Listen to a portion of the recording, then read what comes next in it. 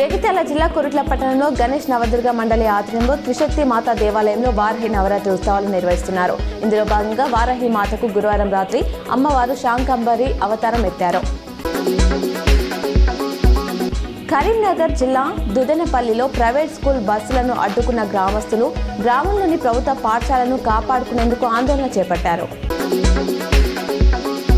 భారతమాత బానిస సంఖ్యలను త్రెంపుటకు ఆంగ్లేయులను ఎదిరించిన ధీరుడు తన జీవితాన్ని దేశమాత స్వేచ్ఛ కోసం సమర్పణ చేసిన మాన్యం వీరుడు, అణువణువున దేశభక్తిని ఆత్మలోని జీవశక్తిని నింపుకున్న అరివీర భయంకరుడు, ఆంగ్లేయుల తూటాలకు ఎదురు నిలిచి బాణమేలు నిలిచిన రుద్రుడు శ్రీ అల్లూరి సీతారామరాజు గారి జయంతి సందర్భంగా వారికి వింద్రమ నమస్సులు అర్పించిన కేంద్ర మంత్రి బండి సంజయ్.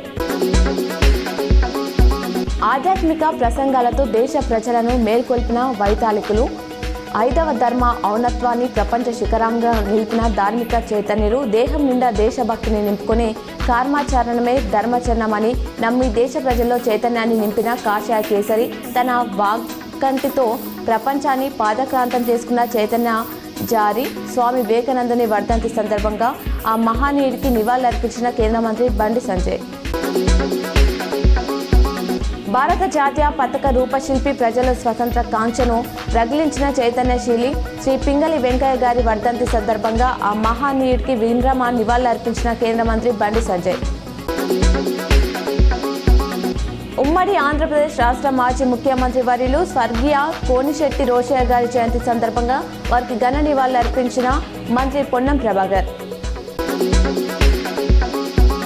లక్టీ కపూర్లో మాజీ ముఖ్యమంత్రి రోషయ్య విగ్రహాన్ని ఆవిష్కరించిన ఏఐసీసీ అధ్యక్షుడు మల్లికార్జున ఖార్గే, సీఎం రేవంత్ రెడ్డి, కార్యక్రమంలో డిప్యూటీ సీఎం మల్లు భట్టి విక్రమార్క, సహచర మంత్రులు శ్రీధర్ బాబు, కోమటిరెడ్డి వెంకటరెడ్డి, పీసీసీ చీఫ్ మహేష్ కుమార్ గౌడ్ రోషయ్య కుటుంబ సభ్యులతో కలిసి పాల్గొన్నారు. అనంతరం రోషయ్య గారి విగ్రహానికి పూలమాల వేసి నివాళులర్పించిన మంత్రి పొన్నం ప్రభాకర్. తెలంగాణ సాయుధ పోరాట రైతాంగ వీరుడు విసునూరు గడీలను నెలకొల్చిన ఉద్యమ దీశాలి, నైజాం తూటాలకు నేలరాలిన తొలి అమరుడు శ్రీ దొడ్డి కొమరయ్య గారి వర్ధంతి సందర్భంగా ఆ మహానీయునికి ఇవే మా ఘన నివాళులు అంటూ మంత్రి పొన్నం ప్రభాకర్ తెలిపారు.